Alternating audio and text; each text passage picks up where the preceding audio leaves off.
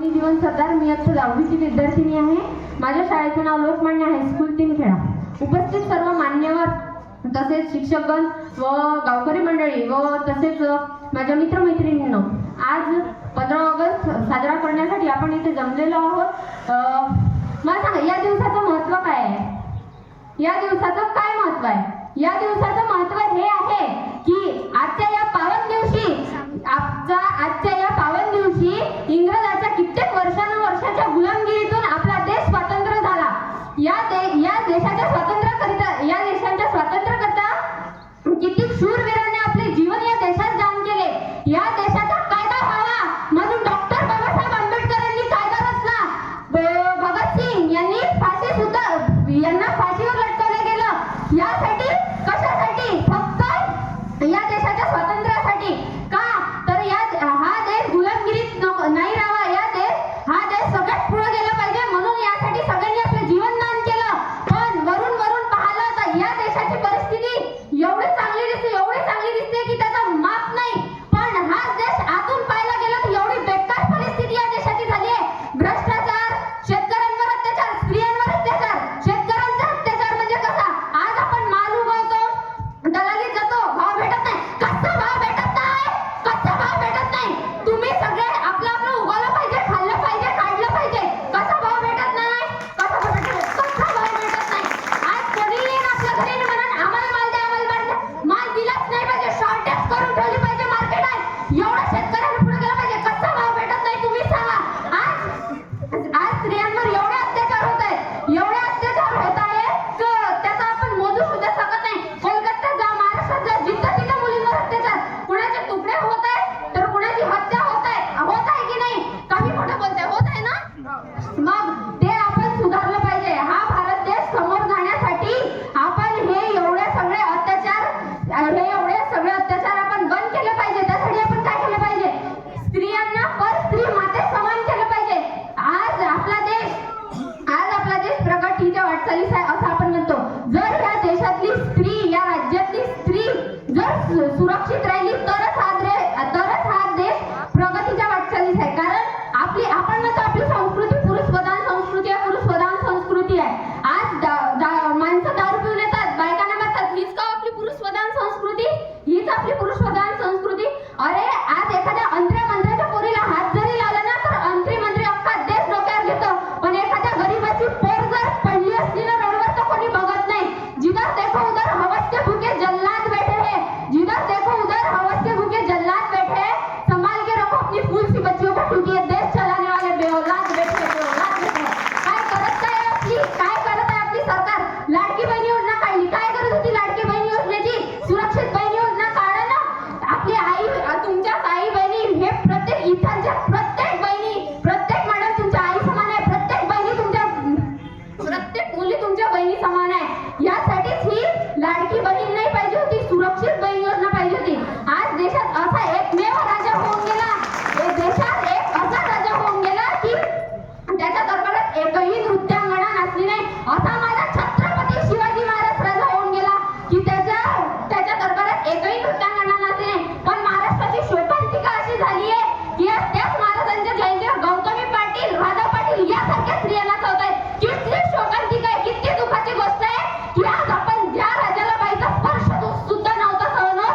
जो राजा फक्त आईच्या उदरातून निघाला तेवढाच त्याला स्पर्श झाला. स्त्रीचा स्पर्शही पाहिजे नव्हता, पण स्त्री माते समान मानत होता. त्याच्या जयंतीवर आज आपण भयानक होतोय, आहे की नाही? किती शोकांतिकाची गोष्ट आहे. महाराष्ट्र म्हणजे काय? जिजाऊंच्या गळ्यातील माळ म्हणजे महाराष्ट्र. सईच्या कुपाने भरलेला कपाळ म्हणजे महाराष्ट्र. कर्तृत्वाच्या सरीनं हिरवगार रानमाळ झालेला महाराष्ट्र म्हणजे महाराष्ट्र. तुमचा आमचा आभार म्हणजे महाराष्ट्र.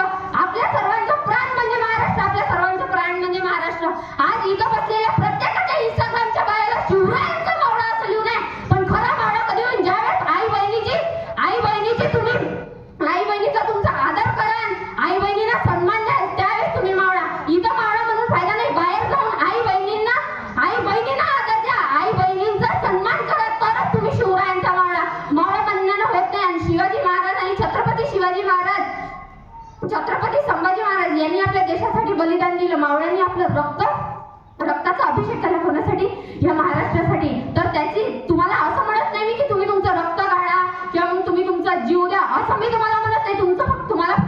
एवढंच म्हणणं आहे की जेवढं तुम्ही आता करताय ना हे सगळं केल्यापेक्षा ना त्या महापुरुषांना हृदयात घेऊन ठेवा, त्यांच्या डोक्यात विचार घ्या आणि त्यांचा आदर करा, तरच तुम्ही शिवरायांचे मावळे. आई बहिणीची इज्जत करायला शिका, नाही तर उगाच चालले आम्ही मावळे मावळे म्हटले नव्हते. अरे तुमची लायकीच नाहीये मावळे व्हायची, तुमची लायकीच नाहीये मावळे व्हायची, असं माझं म्हणणं आहे. जर तुम्ही आई बहिणीची मदत केली किंवा मग आई बहिणीला सन्मान केला, आई बहिणीचा आदर केला, तरच तुम्ही शिवरायांचा मावळा आहे.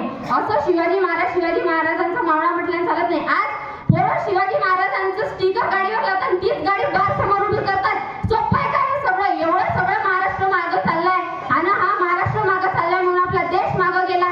शोकांतिका आहे महाराज ही महाराष्ट्राची. केरळवाले टायरवाले केरळचे, गव्हर्नमेंटवाले बिहारचे, कुठून लोक या महाराष्ट्रात येऊन काम करतात. याचं मला मुळीच वाईट वाटत नाही. पण आपल्या महाराष्ट्रातले, आपल्या भारतातले पोरं काय करतात? एक तर कॉलेजच्या कट्ट्यावर बसतात, खर्याच्या पिचकाऱ्या मारतात किंवा मग एखाद्या आई बहिणीकडे बघतात किंवा त्यांच्या मागे आशिक म्हणून फिरतात. हाच का आपला महाराष्ट्र? हाच का आपला महाराष्ट्र? हेच सांगितले का? हीच आहे महाराष्ट्राची शिकवण महाराजांची. अरे राजा कसा होऊन गेला, ज्याचा अमेरिकेत द मॅनेजमेंट ऑफ गुरु नावाचा ग्रंथ अमेरिकेत वाचला जातो, हा माझा शिवाजी राजा होऊन गेला, हा माझा शिवाजी राजा होऊन गेला. तुम्हाला कळलं पाहिजे की आपला राजा कसा होता. आज 19 फरवरी आली ना तर सगळ्यांचे स्टेटस असं दिसतात, आम्ही मावळे शिवरायांचे.